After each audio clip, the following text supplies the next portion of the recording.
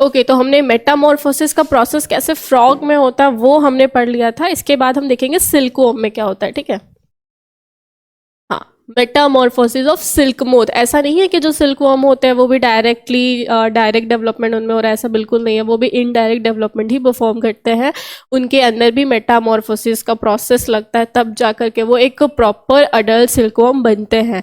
तो क्या होता है, देखिए सबसे पहले जो फीमेल सिल्क मोथ होती है वो एग्स ले करती है, अंडे देती है, ठीक है।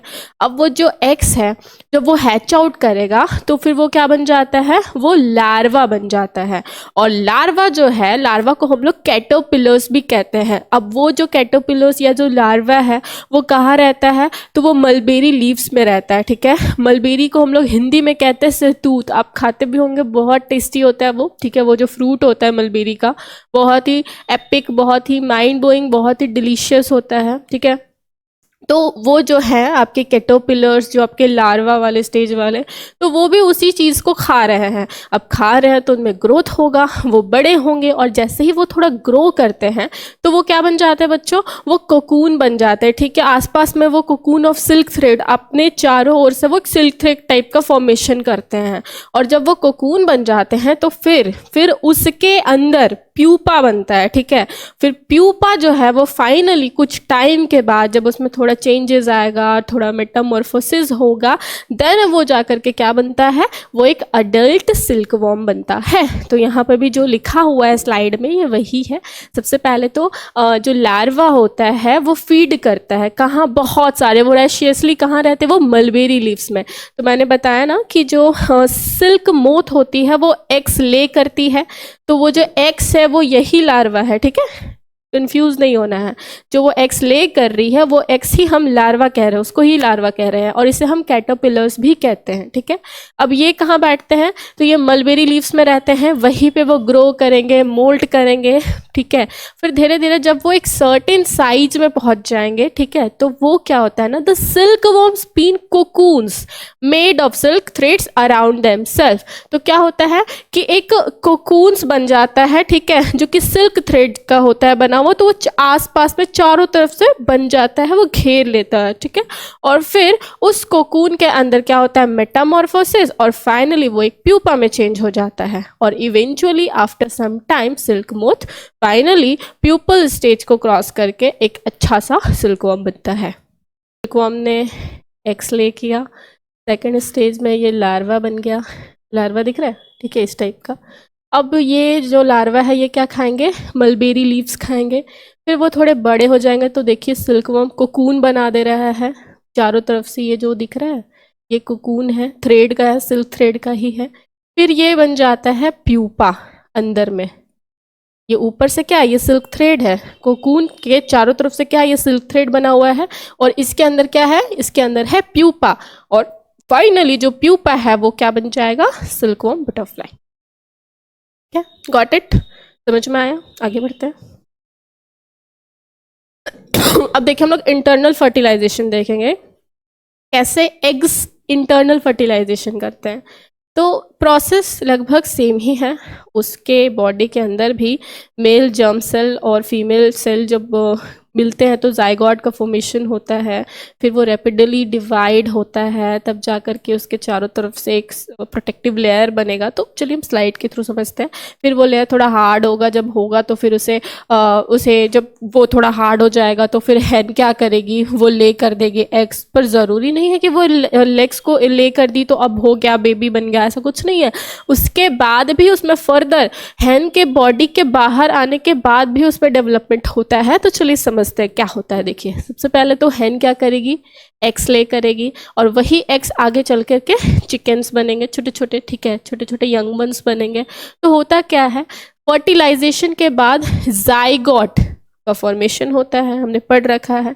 फर्टिलाइजेशन होगा उसके बॉडी में, उसके बाद क्या होगा, फर्टिलाइजेशन के बाद जाइगोट का फॉर्मेशन होगा। फिर जाइगोट क्या करेगा, डिवाइड करेगा, जाइगोट करेगा डिवाइड, उसके बाद क्या होगा, सेम टाइम में एक प्रोटेक्टिव लेयर बनेगा, फॉर्म्ड होगा, किसके अराउंड, तो एम्ब्रियो के अराउंड। और मैं आपको बता देना चाहूंगी कि जाइगोट के बाद का जो स्टेज होता है वो एम्ब्रियो वाला स्टेज होता है, और उसी स्टेज के चारों तरफ से एक प्रोटेक्टिव लेयर, ठीक है, एक लेयर तैयार होता है उसके बॉडी के इनसाइड ही, ठीक है, किसके इनसाइड, हेन के बॉडी के इनसाइड एम्ब्रियो के चारों तरफ एक लेयर फॉर्म होगा, ठीक है। अब जो एग्स जो होंगे ना, वो हेन कुछ समय के बाद, जब वो सेल जो प्रोटेक्टिव लेयर बनाया गया वो सेल का होता है, जब वो बहुत ज़्यादा हार्ड हो जाएगा तो फिर वो क्या करेगी, वो जो है वो एग्स को ले कर देगी, वो अपने बॉडी से बाहर निकाल देगी। और फिर फर्दर, ठीक है, फर्दर कुछ तो जो चिकन्स, जो छोटे छोटे चिक्स थे वो उनके बॉडी के अंदर एग सेल के अंदर बन रहे थे, और कुछ वो बॉडी के बाहर निकलने के बाद बनेंगे। तो क्या होगा कि जब वो बॉडी के बाहर निकल जाएगा तो इट टेक्स अबाउट कितना, 3 वीक्स, 3 वीक्स दैट मीन्स 7 × 3, लगभग 21 डेज का टाइम लेते हैं बॉडी से बाहर आने के बाद। देखते हैं ना, जब हेन ले करती है एग तो फिर वो उसके ऊपर बैठती है ताकि वो उसको थोड़ा वार्मथ प्रोवाइड कर सके, और जब उसको लगता है कि अब एग को इनफ वार्मथ मिल गया है, 3 वीक्स का टाइम हो गया है, तब क्या होगा बच्चों, तब फाइनली क्या होगा ना कि वो जो एग है वो फाइनली बोस्ट करेगा, हैच आउट करेगा, और उसमें से छोटे छोटे यंग वंस चिकन्स निकलेंगे। ठीक है, समझ में आया, गॉट इट। आगे बढ़ते हैं। ये देखिए, ये एक हेन है, इसमें हमने पढ़ा कि कैसे इसके बॉडी के अंदर फर्टिलाइजेशन हो रहा था, फर्टिलाइजेशन में जाइगोट का फॉर्मेशन हो रहा था, फिर जाइगोट के बाद एम्ब्रियो स्टेज आया। तो जब एम्ब्रियो स्टेज आया तो एम्ब्रियो के चारों तरफ से एक प्रोटेक्टिव सेल का लेयर बना। फिर जब वो शेल थोड़ा हार्ड हो गया तो फिर क्या किया गया, उसको वो बॉडी से निकाल दिया गया। तब तक कुछ डेवलपमेंट तो हुआ उसके बॉडी में, एग्स में, और फिर वो बॉडी से निकलने के बाद भी उसमें डेवलपमेंट होगा। ऑलमोस्ट 3 वीक्स तक वो चीज़ कंप्लीटली डेवलप करेगा, और जब 3 वीक्स का टाइम खत्म हो जाएगा, जब एग फॉर्म तो उसको कंप्लीटली मिल जाएगा, एंड हेन अपने नीचे ही अपने अंडे को रखती है जब तक कि वो कंप्लीटली गर्म ना हो जाए, उनको प्रॉपर वार्मथ ना मिल जाए, और फिर उसके बाद आफ्टर 3 वीक्स क्या होगा, वो एग्स बर्स्ट करेंगे, हैच आउट करेंगे, और उसमें से बेबी निकलेगा। ठीक है, ये बॉडी पार्ट्स है इसके, आप देख सकते हो। ठीक है, ये क्या है, स्टॉक ऑफ ओवरी है, ये एम्प्टी फॉलिकल्स है, ठीक है, और ये दोनों मिलकर, दोनों है कहाँ पे, तो ओवरी के अंदर है। ठीक है, तो हमें इतना नहीं जानना है, जितना था वो इम्पोर्टेंट है। अब देखिए, एसेक्सुअल रिप्रोडक्शन क्या होता है। तो मैंने बताया था कि जिसमें सिंगल पेरेंट्स इन्वॉल्व होते हैं, तो सिंगल पेरेंट्स तो चलिए इन्वॉल्व होते हैं, ठीक है, तो उसके भी फर्दर मेथड्स होते हैं। ठीक है, एसेक्सुअल के अंदर भी बहुत सारे मेथड्स होते हैं। तो हम कैसे कैसे उन सारे मेथड्स को जानेंगे, तो मेरे साथ आप बने रहिए। ठीक है, मैं आपको एक्सप्लेन करती हूँ कि कौन कौन से मेथड्स होते हैं एसेक्सुअल के अंदर, और कैसे जो ऑर्गेनिजम्स है वो रिप्रोड्यूस करेंगे। तो सबसे पहला वाला जो मेथड है वो बाइनरी फ्यूजन का है। तो इसमें क्या होता है, ये भी एक मोड ऑफ रिप्रोडक्शन है जो बहुत कॉमन है। कहाँ पे, अमीबा, पैरामीशियम और बैक्टीरिया। ये जो अमीबा है, पैरामीशियम है और बैक्टीरिया है, इनमें कौन सा मेथड लग रहा है एसेक्सुअल का, बाइनरी फ्यूजन। वो बाइनरी फ्यूजन के थ्रू ही रिप्रोड्यूस कर रहे हैं। तो होता क्या है इसमें, सबसे पहले तो ये सिंगल सेल्ड ऑर्गेनिजम्स के लिए है। ऑर्गेनिजम्स क्या करेंगे, अपने न्यूक्लियस को डिवाइड करेंगे। ठीक है, जो एक न्यूक्लियस है, ये जो पेरेंट, ये पिक्चर के थ्रू आप समझिए। ठीक है, ये एक पेरेंट अमीबा है, इसके अंदर अभी एक न्यूक्लियस है। ठीक है, तो होता क्या है ना, एक प्रोसेस होगा जिसमें ये जो न्यूक्लियस है वो डिवाइड होना शुरू होंगे। तो डिवाइड होने के लिए ये थोड़ा इलोंगेट किए, थोड़ा फैले, तो जब वो डिवाइड हो जाएंगे तो वो 2 न्यूक्लियाई बनेंगे। न्यूक्लियाई बन गए तो फिर फाइनली क्या होगा, जो बॉडी है वो डिवाइड करेगा 2 पार्ट्स में, और दोनों के पास एक एक न्यूक्लियस होगा। पहले एक पेरेंट अमीबा था, फिर ये थोड़ा इलोंगेट किया, फिर ये न्यूक्लियाई बना, ठीक है, अलग अलग, और फाइनली दोनों बॉडी भी अलग हो जाएगा लास्ट स्टेज में, और ये एक सेपरेट डॉटर सेल बन गया और एक ये सेपरेट डॉटर सेल बन गया। ठीक है, गॉट इट, समझ में आया, बहुत बढ़िया। अब देखिए बडिंग। तो बडिंग भी एक कॉमनली टाइप है जो आप हाइड्रा के अंदर देख सकते हैं, ये भी एक मोड है। ईस्ट के अंदर और हाइड्रा दोनों के अंदर आपका क्या होता है, बडिंग होता है। ये एक मोड ऑफ एसेक्सुअल रिप्रोडक्शन है। इसमें क्या होता है बच्चों, तो जो आपका हाइड्रा होगा, पेरेंट हाइड्रा, उसमें ना छोटे छोटे bulb, small bulb like outgrowths होंगे इनके बॉडी के ऊपर, ठीक है, जिसको हम बल्जेस भी कहेंगे, और फिर वही फाइनली एक नया बॉडी बन जाता है, ठीक है। तो अब देखो ये एग्जाम्पल दिया हुआ है, ये पेरेंट हाइड्रा है, इनके ये जो ऊपर वाले जो पार्ट्स हैं इनसे हम टेंटिकल्स कहते हैं,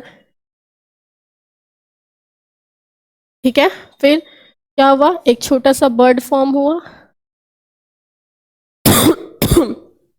मैंने बताया कि एक बल्ब लाइक छोटा सा आउटग्रोथ होगा उसके बॉडी में। तो देखिए एक छोटा सा बर्ड फॉर्म हुआ। अब ये बर्ड जो है वो थोड़ा थोड़ा बड़ा हो रहा है, और जब वो फाइनली बहुत बड़ा हो जाएगा तो वो क्या हो जाएगा, उसके बॉडी से अलग हो जाएगा और एक न्यू हाइड्रा बन जाएगा। गॉट इट, समझ में आया। ईस्ट के अंदर भी ये सेम प्रोसेस होता है बडिंग का, जिसमें क्या होता है, बल्ब लाइक आउटग्रोथ्स होगा उसके बॉडी के ऊपर में, जिसे हम बल्जेस भी कहेंगे, और फिर वो जब बड़ा हो जाएगा तो फिर फाइनली उसके बॉडी से वो कट के अलग हो जाएगा। अब देखिए कुछ और भी मेथड्स हैं, जैसे फ्रेगमेंटेशन। फ्रेगमेंटेशन में क्या होता है ना, कि जो बॉडी होता है वो फ्रेगमेंट्स में टूट जाता है, बट जाता है। जैसे देखिए ये एक, मान के चलिए एक बॉडी है, ठीक है, ये क्या हुआ, फ्रेगमेंट्स में टूट गया, टूटा, यहाँ से टूटा, यहाँ से टूटा। तो अब जो टूटा टूटा पार्ट्स है ना वो अलग अलग बॉडी बना रहा है अब, ठीक है। Each fragment changes into a new body, ठीक है। तो वो जो फ्रेगमेंट्स होगा, जो ब्रोकन फ्रेगमेंट्स होंगे, वो एक न्यू बॉडी क्रिएट करेंगे, कैसे, उससे अलग होकर के। तो कहाँ पे होता है, स्पाइरोगाइरा में फ्रेगमेंटेशन होता है। अब देखिए स्पोर फॉर्मेशन क्या होता है, तो फंगस जो होते हैं ना वो रिप्रोड्यूस करते हैं by the method of spore formation. क्या होता है कि फंगस में छोटे छोटे छोटे छोटे स्पोर्स होते हैं। अब ये जब स्पोर्स थोड़े बड़े हो जाते हैं, मैच्योर हो जाते हैं, तो वो बर्स्ट कर जाते हैं, और बर्स्ट करते हैं तो वो इधर उधर गिर जाते हैं। तो फिर वही स्पोर्स जो गिरे हुए हैं उससे एक न्यू प्लांट का फॉर्मेशन हो रहा है, एक न्यू ऑर्गेनिज्म का फॉर्मेशन हो रहा है। तो ये किस में होगा, ये मोड ऑफ रिप्रोडक्शन किस में होगा, ये फंगस में होगा, ठीक है। ऑर्गेनिजम्स, देखिए प्लांट जो होता है ना उनको भी हम लोग लिविंग ऑर्गेनिज्म ही कहते हैं, तो कभी कंफ्यूज मत होना अगर इन केस में एक टर्म यूज़ कर दी ऑर्गेनिज्म इंस्टेड ऑफ एनिमल वाला ऑर्गेनिज्म, तो कंफ्यूजन नहीं लाना है। प्लांट्स जो होते हैं उनको भी हम लोग लिविंग ऑर्गेनिज्म ही कहते हैं। उसके बाद है वेजिटेटिव प्रोपिगेशन। क्या है, वेजिटेटिव प्रोपिगेशन। तो इसमें क्या होता है वेजिटेटिव प्रोपिगेशन में, इसमें बॉडी के किसी भी पार्ट से, मान के चलिए रूट है, स्टीम है, लीव्स है, किसी भी पार्ट से एक नया बॉडी बन जाता है। एग्जाम्पल के लिए आप लेना ब्रायोफाइलम, ठीक है। ब्रायोफाइलम जो होता है वो लीव्स से रिप्रोड्यूस करता है, मतलब उसके लीव्स में ही क्या हो जाता है, नए नए प्लांट्स उग जाते हैं। अब आपका जो स्वीट पोटैटो है वो कैसे रिप्रोड्यूस करेगा, वो भी वेजिटेटिव प्रोपगेशन ही परफॉर्म करता है, वो रूट के थ्रू निकलता है। और उसके बाद जो जिंजर होता है, पोटैटो होता है, वो कैसे रिप्रोड्यूस करता है, तो वो स्टीम के थ्रू करता है। ये चीज़ आप ज़रूर याद रखिएगा कि हम कौन सा वाला पार्ट पोटैटो का कंज्यूम करते हैं, तो स्टीम, ठीक है। और ये कैसे रिप्रोड्यूस कर रहा है, तो वेजिटेटिव प्रोपगेशन के थ्रू। इसमें होता क्या है कि किसी भी बॉडी पार्ट से एक नया प्लांट का फॉर्मेशन हो जाता है, कोई रूट से निकल जा रहा है, कोई स्टीम से, कोई लीफ से, ठीक है। देखिए ये स्पोर फॉर्मेशन वाला था जो हाइड्रा में हो रहा था, फंगस, ओके सॉरी।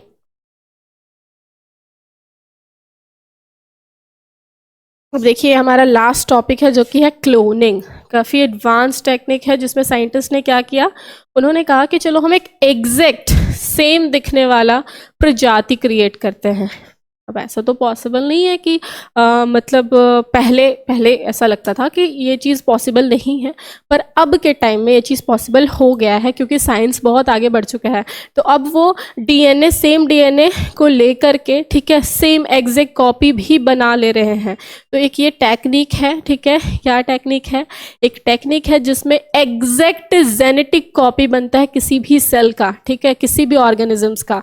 जैसे कि शिप है, ठीक है, तो तो आप क्या करो, आपको एक क्लोन्ड शिप बनाना है, तो आप क्या करोगे कि वो जो शिप है जो नॉर्मल है उसका आप सेल का डीएनए लोगे और वही डीएनए को यूज़ करके आप एग्जैक्ट उसी के जैसा दिखने वाला, उसी के जैसा हर कुछ फीचर वाला आप एक क्लोन्ड शिप तैयार कर सकते हो। तो इसमें हुआ क्या था, ये प्रोसेस फर्स्ट टाइम सक्सेसफुली किसके द्वारा किया गया था, तो लैन विल्मट के द्वारा किया गया था और उनके टीम के द्वारा। कहाँ पे, तो रोजलिन इंस्टीट्यूट में, जो कि स्कॉटलैंड में प्रेजेंट है।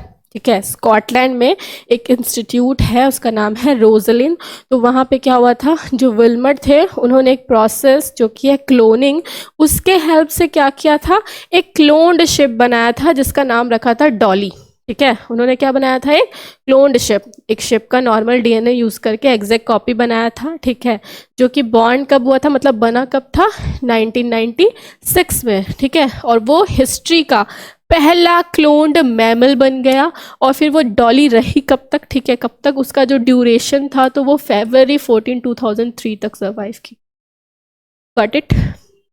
तो ऐसी ऐसी भी टेक्निक आ रही है कि आप एग्जैक्ट कॉपीज बना सकते हैं, एग्जैक्ट डीएनए बना सकते हैं, लोगों को ही आप क्रिएट कर रहे हैं। अब धीरे धीरे लोग भगवान बनते जा रहे हैं, पर ऐसा नहीं है, हम कभी भी भगवान के लेवल तक नहीं पहुंच पाएंगे। और साइंस में अगर बहुत कुछ अच्छाइयाँ हैं तो बहुत कुछ बुराइयाँ भी हैं। ठीक है, तो हमें बस अच्छी चीज़ों को देखना है और कोशिश करना है कि हम उसे अच्छे काम में लगा सकें।